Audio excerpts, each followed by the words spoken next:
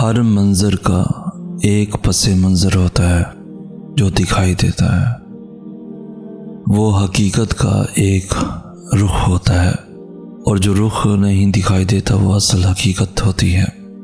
مسکرانے والا ہر انسان خوش نہیں ہوتا، اور ہر خوش انسان مسکراتا رہے ایسا بھی نہیں ہوتا۔ چڑچڑاہٹ کی وجہ ہمیشہ بری نہیں ہوتی۔ ہر اداس انسان حقیقت میں ٹوٹا ہوا نہیں ہوتا، اور ہر ٹوٹا ہوا انسان اداس نہیں ہوتا۔ غم ہمیشہ چہرے سے نظر نہیں آتا، اور جو چہرے سے صاف دکھائی دے ہمیشہ غم نہیں ہوتا۔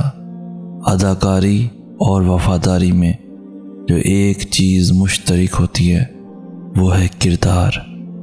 کردار طاری کیا جائے تو اداکاری کہلاتی ہے، اور کردار نبھایا جائے تو وفاداری کہلاتی ہے۔ گملے میں لگا پودا درخت نہیں بنتا، زمین میں لگی بیل قد اختیار نہیں کر سکتی۔ ہر چیز کا ایک وقت اور ایک مقام ہے۔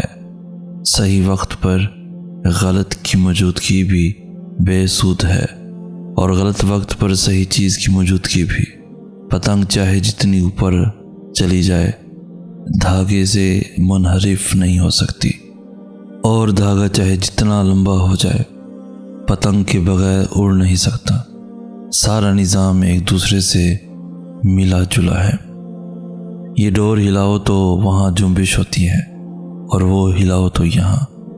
زیرک انسان وہ ہے جو اپنی ڈور کی گرہوں اور لمبائی کا کچھ نہ کچھ اندازہ لگا سکے، تاکہ جب جنبش ہو تو ہلانے والے تک پہنچ سکے۔ سچ کڑوا نہیں ہوتا، میٹھا ہوتا ہے، کیونکہ میرے آقا صلی اللہ علیہ وآلہ وسلم صادق تھے، اور آپ سے زیادہ مٹھاس کائنات کے کسی لہجے میں نہیں ہے۔ جھوٹ میٹھا نہیں، کڑوا ہوتا ہے۔ سچ اور جھوٹ کا ذائقہ زبان والے ذائقے سے مختلف ہے۔ دراصل سچ ترتیب میں لاتا ہے، اور جھوٹ بکھیر دیتا ہے۔ ترتیب ہی تنظیم ہے، اور تنظیم ہی فلاح ہے۔ جھوٹ منتشر کرتا ہے، اور بکھری ہوئی ہر چیز رائے گاں ہے۔ سچ چراغ ہے، جھوٹ رات ہے۔ سچ روشنی ہے، جھوٹ تیرگی ہے۔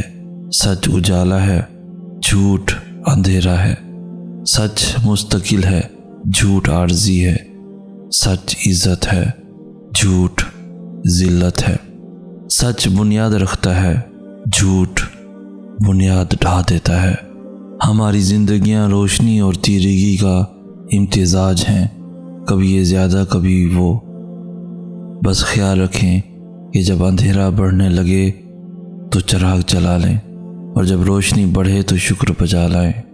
شام ہوتے ہی روشنی کا اہتمام کر لیا کریں، اندھیرا بصارت چھین لیتا ہے۔ مجھے پتہ ہے سب کی زندگی میں کوئی نہ کوئی دکھ ہوگا، کوئی کسی کو چھوڑ کر چلا گیا ہوگا، یا پھر زندگی کی صبح و شام میں کوئی اور پریشانی ہوگی، لیکن زیادہ تر محبت کر بیٹھتے ہیں، اور پھر اس کے اثرات سے نکلتے نکلتے اپنی زندگی کی رونقیں اپنے ہاتھوں سے گل کر دیتے ہیں۔ کوئی چھوڑ گیا ہے، وہ دوست بھی ہو سکتا ہے، ان کے لیے اپنی عید مت خراب کرے۔ لڑکیاں ہیں تو تیار ہوں، سجے سنورے، مہندی لگائیں۔ لڑکے ہیں تو بال بنائیں، نئے کپڑے پہنیں، خود کی حالت درست کریں۔ نئے کپڑے نہیں بنوائے تو کوئی بات نہیں، کوئی کم پہنے ہوئے کپڑے استری کر کے پہن لیں۔ ہو سکے تو عید کے دن اپنا صدقہ دیں، دعا کریں اللہ سے کہ وہ آپ کے دل سے یہ تکلیف نکال دے۔ میرے پیارو، آپ بہت پیارے ہیں، خوش رہیں، خوشیاں بنائیں، اور آنے والے مبارک دن کو، جیسے کہ عید آنے والی ہے، تو کسی بے قدرے کے لیے مت ضائع کریں۔ جو اس دن بھی آپ کو خوشی نہیں دے سکتا وہ آپ کو عام دنوں میں بھی خوشی نہیں دے گا، تو ہمیشہ خوش رہیں۔ لوگ کہتے ہیں سب کچھ خود پر منحصر ہوتا ہے، کسی کو بھلانا، یادوں سے دور جانا سب انسان کے بس میں ہوتا ہے۔ لوگوں کو کون سمجھائے جن کو حاصل کرنے کے لیے عزت نفس جیسی انمول چیز قربان کی گئی ہو، جن کو صرف ایک نظر دیکھنے کے لیے انا اور خودداری کو بہت پیچھے چھوڑ دیا جائے، جن کو پانے کے لیے لاکھوں اور کروڑوں منتیں مانگی گئی ہوں، کیا ایسے شخص کے حصار سے نکلنا ممکن ہوتا ہے؟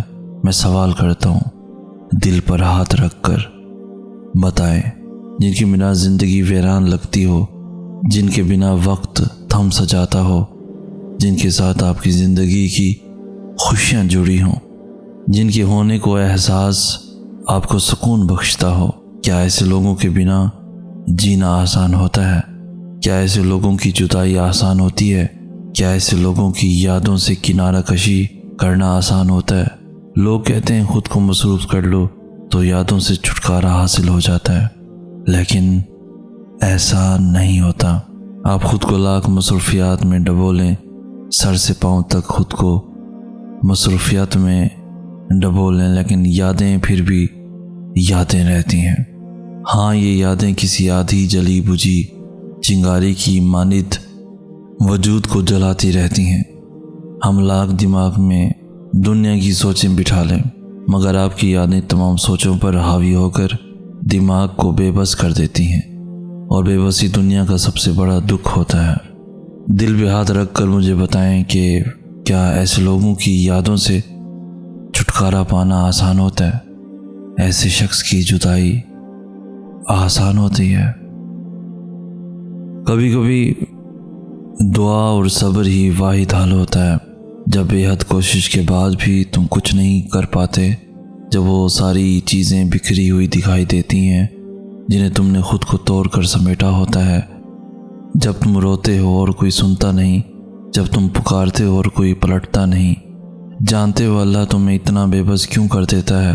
تاکہ یہ تمام تلخ حقیقتیں تمہیں اس تک واپس لے آئے، تاکہ تم اسے پکارو اور وہ تمہاری پکار کا جواب دے سکے، تاکہ تم اس سے مانگو اور وہ تمہارے لیے معجزے کر کے تمہیں بتا سکے کہ کچھ چیزیں صرف دعا اور صبر سے ملتی ہیں، تاکہ وہ تمہیں دکھا سکے کہ جو کوئی نہیں بدل سکتا وہ تقدیریں بھی یقین سے بدلتی ہیں، تاکہ تم اس بات کو سمجھو کہ بند دروازوں کے پیچھے چھپی حکمتیں اللہ کے علاوہ کوئی نہیں جان سکتا، اور یہ کہ کچھ چیزوں کو اللہ کے حوالے کر دینا ہی بہتر ہوتا ہے، کیونکہ اس کا فیصلہ ہمارے لیے کبھی غلط نہیں ہو سکتا۔